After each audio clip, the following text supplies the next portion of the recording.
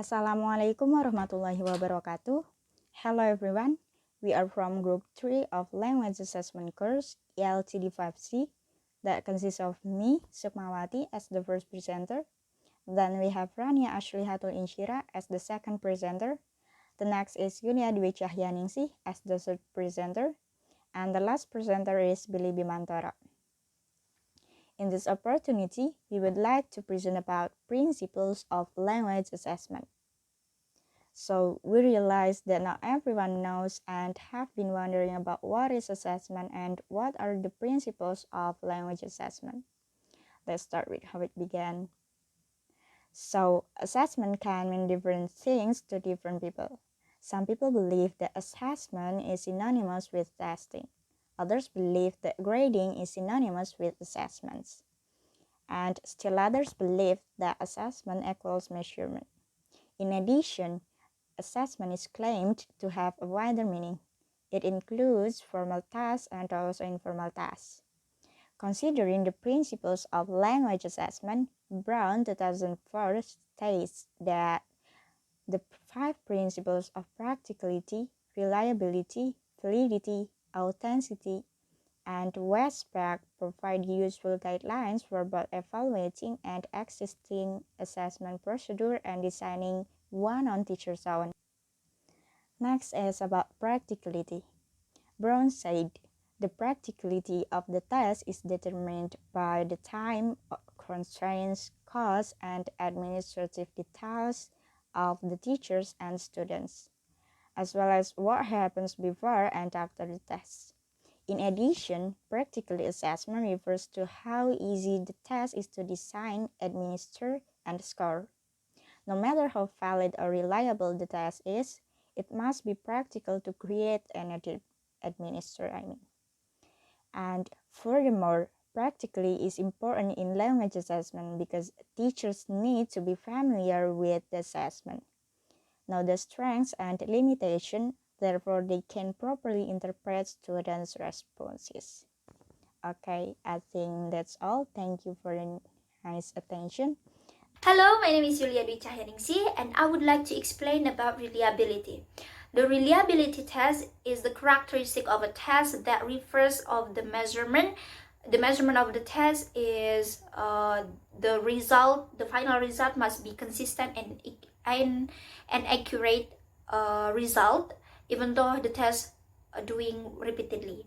So the test will be said that reliable if the material of the test retested to the same students, but in the different times and give some final result the same or be better than before, so that it can be said the test is reliability. The reliability test is high.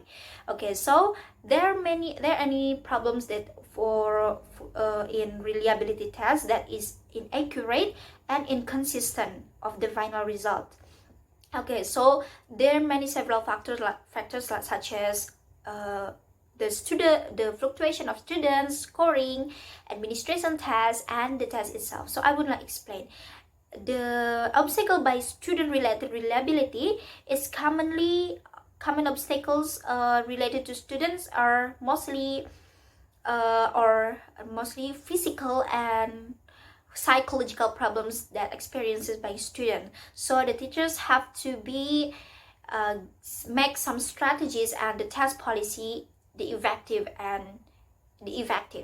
Okay, so the next is rate reliability. It's same as like scoring. So it is refers to the scoring that in rate reliability there are intra-rate reliability and inter-rate reliability. So this in inter-rate reliability is like the two or more raters have different standards, and then makes the final result is inconsistent or inaccurate because different standard of one of them. And then to intra-rate reliability is mostly we can see it from the teacher of the classroom, because they have standards or not clearly standards of the assessment, the subjective assessment of a student's fatigue or inaccuracy while during doing writer. Okay, so doing writer. So next is the test, the administration test. It's refers to the placement test or the facilitate that deliver from the writer from the to the test takers itself. Is like photocopy paper or the comfortable placement, because the comfortable of the placement of the placement test, it will be influenced by the score or by the final result that will be unpredictable, predictable to these test takers before.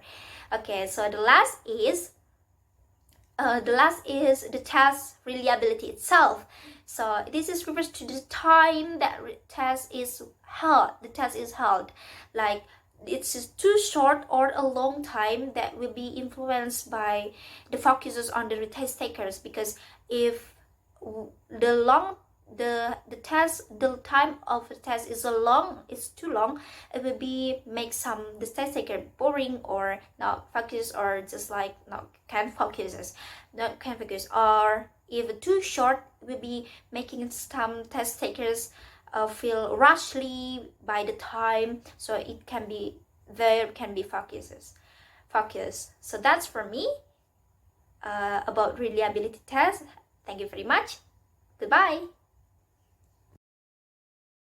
Assalamualaikum warahmatullahi wabarakatuh. My name is Bimantoro. I am from Group 1, and today I will explain about validity. Validity is a test can claim content validity if it measures what would be measured, does what it says it will, and can be seen as representative of the subject area being covered by Harmer 2007. Face validity refers to the degree to which students perceive the assessment to be fair, relevant, and useful for improving learning. Face validity refers to how the test is perceived by the teacher and students. They should think it's the real thing. Harmer 2007. Face validity is associated with the term bias for test, which refers to how students perceive the test and the degree of strategic involvement on the part of student and teacher in preparing for setting up and following up on the test itself, by Brown 2004. Okay, the next materials is about authenticity. There are many definitions of authenticity stated by the experts. Widowson, 1990, defined authenticity was a quality of the outcome present if the audience could realize the author's intention, which would only be possible where the audience was aware of the conventions employed by the writer or speakers. Authenticity is defined by Bachman and Palmer, 1996, as the degree of correspondence of the characteristics of a given language task to the features of the target task. For example, the test task should be related to a real-world task. Bachman and Palmer also stated the authenticity is an important quality for language tests for two reasons. GLU, task and domain to which we want to generalize the target language use of the English tryout test is American English and British English. The second is because the way test takers perceive the relative authenticity of the test task can potentially facilitate their performance.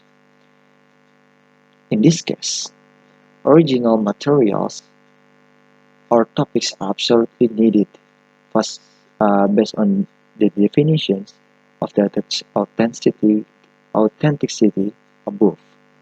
It can be seen that authenticity has become more important than in a test.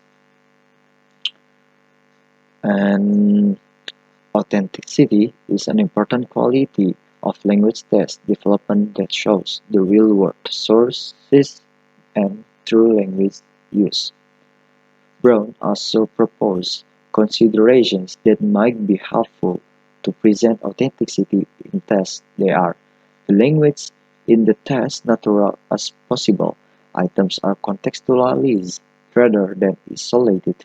Topics are meaningful, relevant, interesting to the learners. Some thematic organization to items is provided, such as through a story or episode. Tasks represent or closely approximate real-world tasks. The example of the authenticity assessment is in reading tests. The authenticity analysis should have two important things. Those are test task and test text. The test task indicators are the naturalness of language used in the test, the relevance of the test topic for the learners, and the representation of the real-world task.